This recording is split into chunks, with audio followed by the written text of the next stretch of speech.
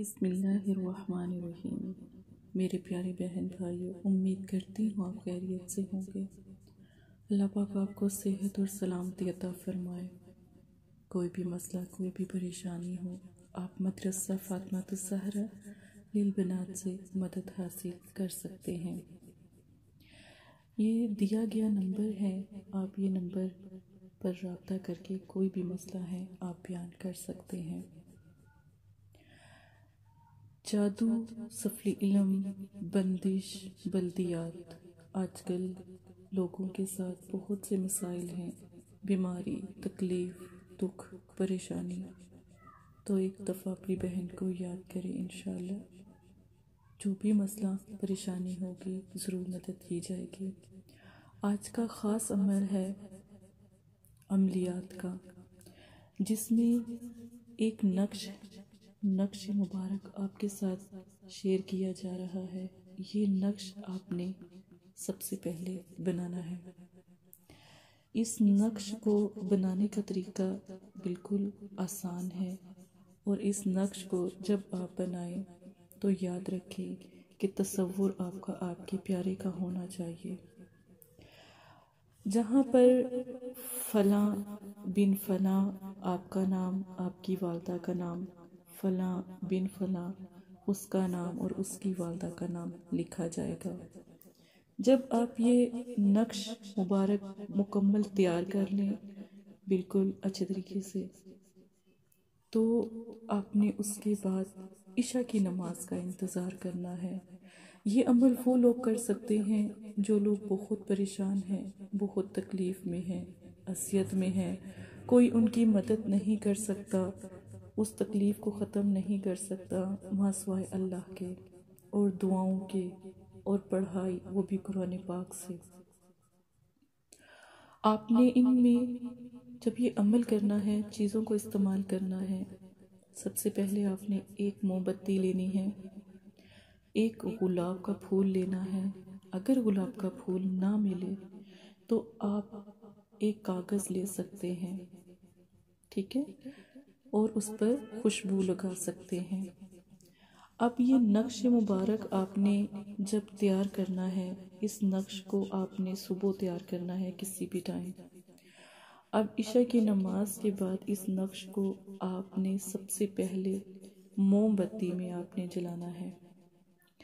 اس کے بعد جو کاغذ آپ نے تیار کرنا ہے، اس پہ آپ نے صرف الحب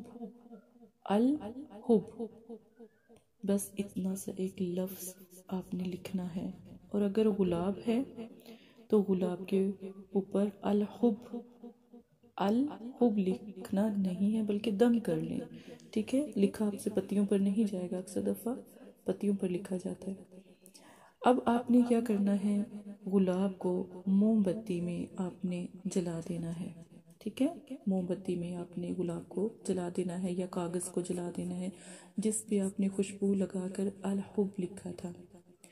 تصور کس کا ہو، میاں بیوی کے معاملے میں بھی اتنا ہی عمل کام کرے گا، اور بے انتہا محبت پیدا کرے گا کہ دوبارہ آپ کو کسی بھی عمل کرنے کی ضرورت نہیں ہوگی۔ دوسری بات، یہ عملیات کا خاص عمل ہے، اس کو ضرور کیجیے گا۔ اب آپ نے جو گلاب ہے اس کی آپ نے یاد رکھیں کہ جو پتیاں ہیں وہ اکٹھی کر لیں، یا وہ کاغذ جس کو جلایا ہے آپ نے وہ آپ کے پاس ہونا چاہیے، اس کی راکھ آپ نے بنانی ہے اور وہ آپ کے پاس ہونا، سارا مسئلہ راکھ کا ہے۔